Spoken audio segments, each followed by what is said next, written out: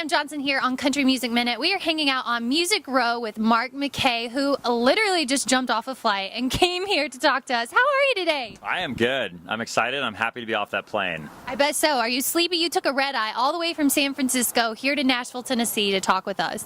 Am I sleepy? Thanks to my Red Bull, I am not sleepy. No, but I'm excited. It was a long flight, certainly. Well, it's a very exciting day for you. Your album drops, Trials and Tribulations. I was going to do a toast since you're in Tennessee with some Tennessee whiskey, but fun fact about Mark, he's not had a drink in 32 years. So I was like, what am I going to do? We can toast water. Yeah. Isn't that weird? Yeah. I should start drinking today, actually, is what I should do since the album came out. That's an exciting day, you know? Well, let's talk about your new album and how you really got involved in country music. Because when you think San Francisco, you don't think country music.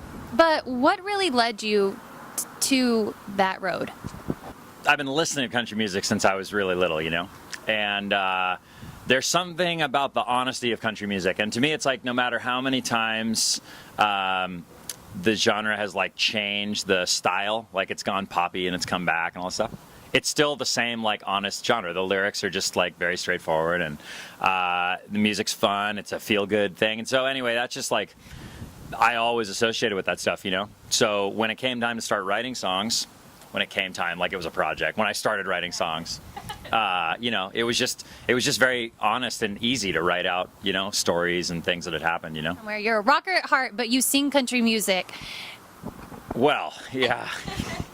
Have you seen country these days? No, it's, you know, it's funny, like, that's true. Like, I grew up playing blues guitar, and I love rock and roll, and, I mean, you know, these days a country show is a rock show, you know? I mean, a lot of times, and I just think that's cool energy to have, and so, yeah, I think those roots come through, especially in our live show, you know? We really want to be, like, just lively and raging and upbeat and stuff, you know? But, yeah, it's totally country music. It's great. It's rock and roll the banjo on stage. Yeah. So do you remember the first time you picked up a guitar and began playing? Yeah, I was 8 or 9 years old, and I do remember very, very well, actually. My dad bought me this. It was a red Eric Clapton signature Stratocaster, and I would just sit there and like rewind the VCR of Eric Clapton playing and like try to play like him. And I wasn't very good at it, so eventually I took lessons and learned how to play chords. But I think most guitar players will tell you like. You definitely remember that, you know, and you know that like your life probably just changed. That's what that meant at the time, but you know, I knew it was going to be good. Well, now you're a rock star. You've opened up for Joe Nichols. You've been on tour with Tracy Lawrence, Cole Swindell. How have you grown as an artist opening up for acts like that? You know, it's funny. That's a good question. I think about that all the time, actually. Like, you know, it's almost like when you're learning to play tennis and then one day you get thrown in the court with somebody who's really good. I mean, I remember that happened to me when I played tennis, you know? Like you just become a better tennis player. And when I was learning to surf, all of a sudden like my friends would push me into really big waves and all of a sudden I became a better surfer. And like I hope I've become better after playing for these guys, but I certainly feel more comfortable, you know? And what I love about all those guys, like all those artists you just named, is like we all respect them for so many different things, you know? So it's like Cole has so much charisma with his fans, you know, and Joe has such a clean voice when he sings, and Tracy, you know, they all just have their own thing. So you kind of watch their artistry and how they've made it work, and it like rubs off on you a little bit, you know? So. I think it's so cool to hear the journey of how artists got there. I mean, and those artists we talked about, that they were on a road, you know, like you years ago and playing shows, and now look where they are. So. I was actually thinking about that on a flight this morning when I was thinking about how cool it is that now the album's dropped and I'm here in like my favorite city and I get to meet you and all this stuff, you know? It's like, it is. It's like someone once told me, I remember asking somebody, I wish I could remember who it was, but I remember asking somebody really early in my journey, you know, was there a moment where you felt the whole thing tick over? Like, you know, when you're not in this business, you kind of look at it and you think that there's just sort of a day that you like become famous, you know?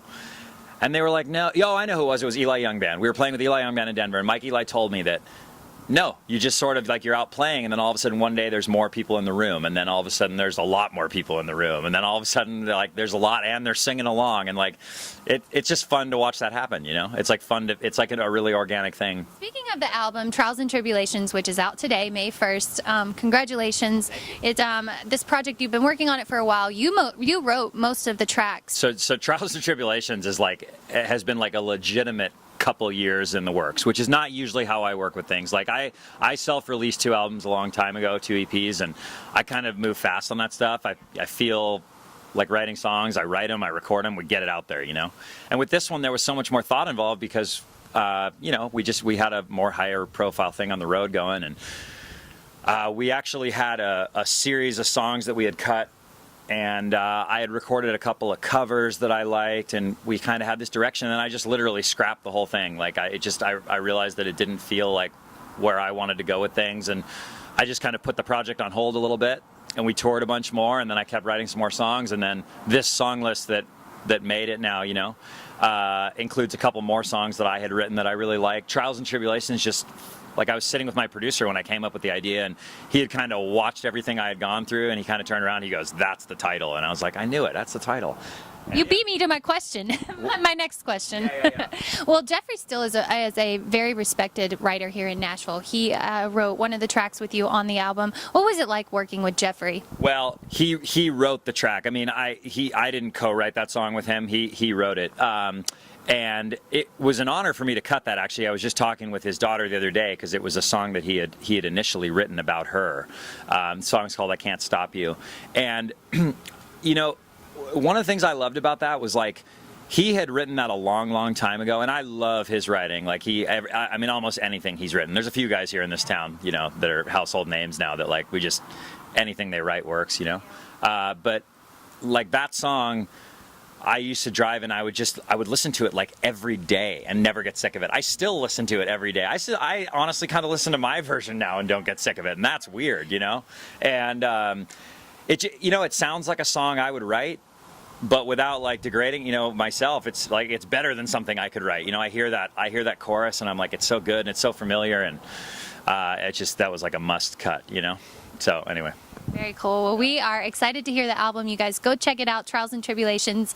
Mark Mackay here on Country Music Minute. Remember to head over to our Facebook page, like us, follow his socials, and follow our socials.